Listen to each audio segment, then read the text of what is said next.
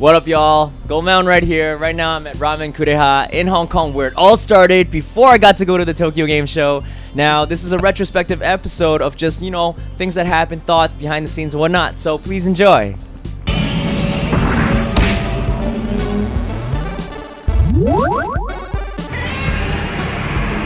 my favorite moment of the whole trip, it's got to be the fact that I actually got to go to a show like this, because as you guys know, this is my first one ever.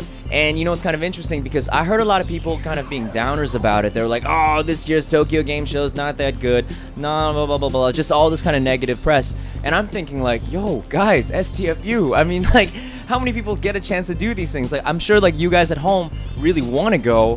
And for me, I've always wanted to go. So when I actually got there to Makuhari Messe, the convention center, oh man, we got press passes too, so it was kind of like VIP. We walked in and I was just blown away. It's just games on games on games. Everything you could possibly imagine was there. So I don't know what was the beef with these people. Why are they complaining? Because the fact is, I always think that video games is a freaking luxury. The fact that we get to play games in this day and age, what do you got to do? I have to go build construction or plant some trees. No, I get to go home and sit on my ass and play games. Oh my god, that's first world problems / luxuries. So to me, just being able to go there, wow, man, I wish you guys were there too, seriously. Yeah, so my second favorite thing definitely was in Akihabara, where we went into Super Potato. When you guys saw that segment, pretty much I was the happiest I've ever been in a long time. I didn't expect to be that overwhelmed by the games. When I actually said, have you ever seen a grown man cry? Yes, I was actually crying. My favorite booth. This is tough. It's one of those questions where I love all of them. But I say that just the Capcom ones in general, all of them that we showed, those guys, it was really cool. Each one of them were just way too high on the budget scale. And all in all, I gotta say the Capcom booth girls won the show for the whole 3 days that we were there. I kept on going back to talk to that one girl because I miss her. Kind of biased there. Yeah, no, but the Capcom booth, the Lost Planet booth, the fact that they made this enclosed refrigerated thing that was actually really cold. It was nice to go in to cool down because it was really hot inside. And also the fact that the Phoenix Wright one, the fact that they built a real life-size courthouse. Oh, that was cool. Oh, and in the Phoenix Wright booth, I got to yell Igiari, or the equivalent of objection. And I don't think they really expected me to do that, because a lot of the times, like we said, we were kind of, I wouldn't say breaking the rules, but we're just really pushing our luck. And everyone was ushering out of the booth, and I was like, no, I'm gonna stay here. And they're like, what's going on? And then cameraman, or at least director Arna, he got to the front and they were like, get out, get out. And then I just went and I pointed at them and I was like, Igiari! And at the end they all laughed, so that's cool. But a lot of the times, the whole show, honestly, we're filming things and we're just pushing people out of the, well, not pushing people out of the way, just Assassin's Creed kind of pushing people out of the way. And I was kind of surprised that we didn't get kicked out, because we were just testing our luck, man. They give us 15 minutes. No, we stayed there for half an hour. We were the most kind of guerrilla gung-ho press that I saw, at least that I know of, that was there. All right, so we learned this rule that we're going to keep and we're always going to do for future conventions. Pretty much in every booth, yeah? It has all these signs, no camera, no filming, but that only applies to a certain boundary. So especially with the Square Enix booth, there's this blue carpet on the floor, and it kind of dedicated the fact that, you couldn't cross it, or at least the staff couldn't cross it. We didn't know that first, so we went up really close inside the booth, started filming, and those dudes with the signs were like, no, no, no, no, get out, get out. So we just kept on backing away. And at the end of the day, what are they gonna do, right? Spank us? No, right? So we kept on walking back, and it got to the point where they just stopped and they just looked at us really sad, because they were out of power, and we're like, haha, joke's on you, because we have Zoom. And all the other ones, like Monster Hunter, they built everything so it really kind of has the environment, and just the attention to detail that they had. The DMC one, just the fact that the Capcom people were really, really receptive and willing to talk to us. We just went in, and they were very forgiving when we filmed all that stuff and we were not allowed to. So hats off to Capcom for that respect, really. Weirdest moment. Well, obviously when I had to touch that dude's ball sensor, I didn't really know what to think, because I saw it. There's that booth, and it was kind of all martial arts and it's kind of funny because actually no one was paying attention to those guys. So we walked over and I was like, yo, can we check it out? And they came out so fast because they're like, oh my god, someone's gonna cover us. So they came out and pretty much like you saw what happened on the video. And when he pointed at his nuts, wanted me to touch it, I was kind of like, whoa, dude, did we just do foreplay and this is like the next step? And I was trying really hard not to make fun of him because he was really setting it up. It's quite easy, especially when he's like, this is handmade. And we thought right away that when he said handmade, how do you make a handmade replica of nuts, right? Well, he has one reference point, which is himself. So I'm thinking, is this a replica? Maybe, yeah, multiple reference points. I don't know. But besides that, the fact that he was like, come on, man. I was trying to be real professional. You saw me, I was stun locked for a moment when I was describing it because I just really wanted to be polite because you got to respect the fact that he made something like this, but it was just too easy. And the fact that it was on Japan TV, I don't think we'll ever get that footage. And frankly, I don't want to see that footage. Maybe you do. Maybe you guys can find it. That's cool. But that was that. And the other weird one was that you didn't see, but we actually did 2 interviews. And one of the interviews is coming up soon. But the interview we did was... there was no place to take the interview because the convention hall was so busy. And we went to an empty room, and it was like Men in Black 1, where Will Smith just drags the table over. So we just went and grabbed like seats and tables and just kind of shoved it into this giant room. And everyone was looking at us like, yo, what are these cowboys doing, But we're like, whatever. And it was nice. It worked out, especially the other interview. We did one with Agatsuma Games, and that was his first interview.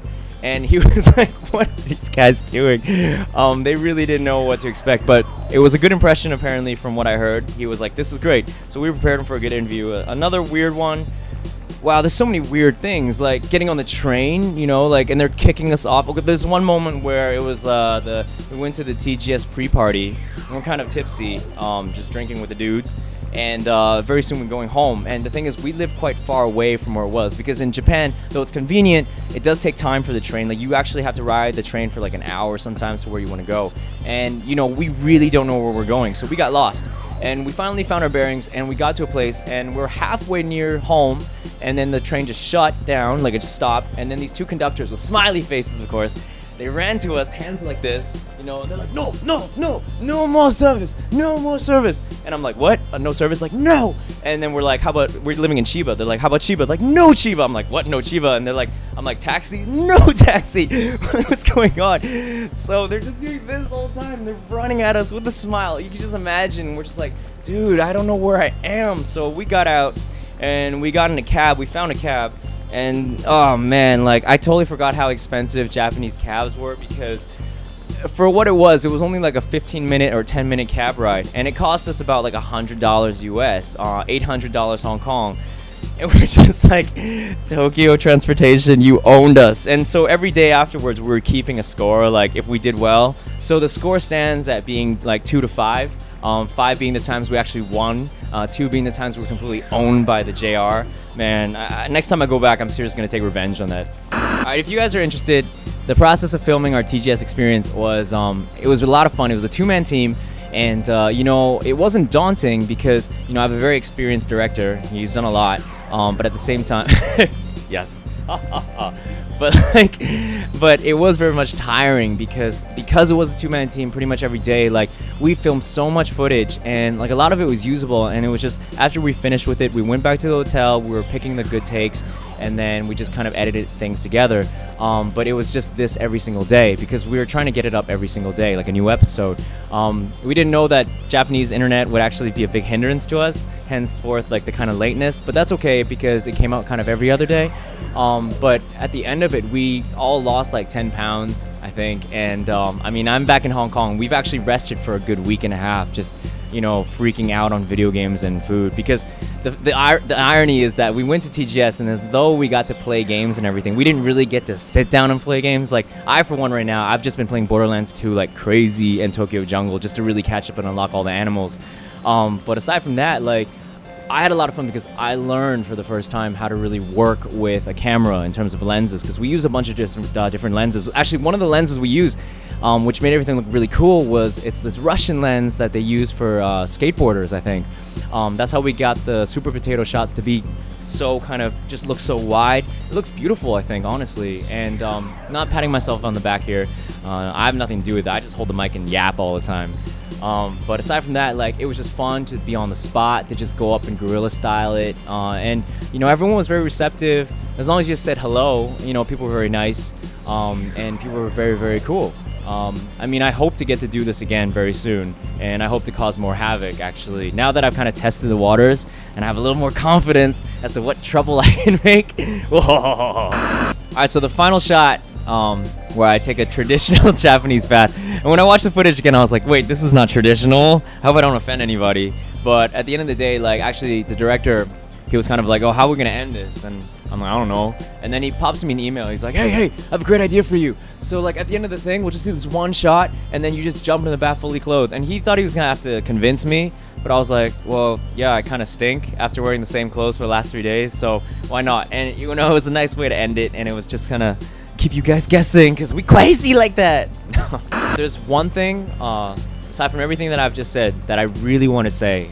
This has been something in me for the last week, or 2 weeks actually, and it's really a thank you to you viewers, because, you know, I am so taken aback. We are, actually, the whole company is, about how kind you guys have been to the show. Now, we've been a new show. It's only been like almost 3 months now, and we're trying our hardest to really keep it interesting, to keep like the latest news and updates just to give you guys.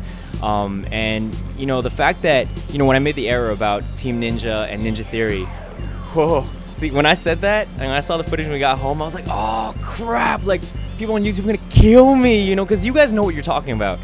And I try my best to know what I'm talking about, but sometimes in the spur of the moment, hey, I made a mistake. I'm sorry about that. But that being said, like, you guys, especially like one of the dudes, Double Plus Good Games, Anthony Earths, he's got a podcast, so he really knows what he's talking about, and he gave me a friendly notation. And when he said friendly notation, I was already like, man, these guys are so kind. A lot of you guys actually on that episode, you guys were just really nice. Like, I honestly thought you guys were gonna be like, he got it wrong. But, you know, you guys didn't. Thank you so much for being so forgiving. You know, as I said, it's my kind of mentality for the show to make a show for gamers by gamers, you know, without a bias. Well, the only bias I have is that I love games. That's pretty much it. So, you know, I'm really happy you guys are watching the show, and we're really going to try our best to bring you more and more and more and just keep things interesting. So thank you so much for supporting us, you know, from the bottom of my heart, you know, by the love of games. Thank you guys so much. And yeah, man, like, we're going to bring you more stuff. So next week, back to work, back to the normal schedule, and let's see what kind of crazy stuff we can come up with next. So peace outside.